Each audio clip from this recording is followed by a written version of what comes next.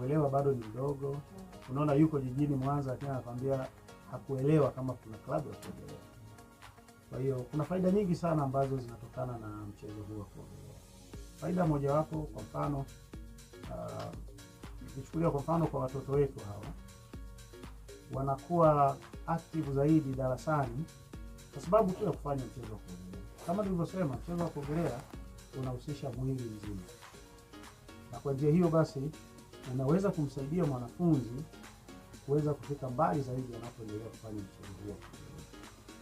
Lakini tunapozungumzia fursa ambazo tunaweza kutengeneza, fursa zipo nyingi, na kama unavyojua unapohusu michezo, wewe ukiwa kocha au nyinyi kama ni chama husika, hamwezi kusema mnaandaa fursa hususa kwamba ukiogelea tu utapata hivi.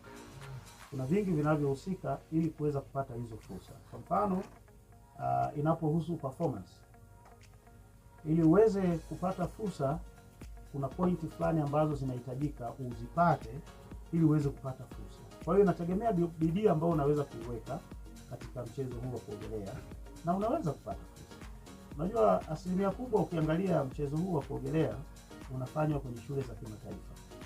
Na kwenye shule za kimataifa mchezo huu si tu michezo kama michezo mingine. Ni sehemu ya masomo ambayo ni lazima wanafunzi wote wafanye.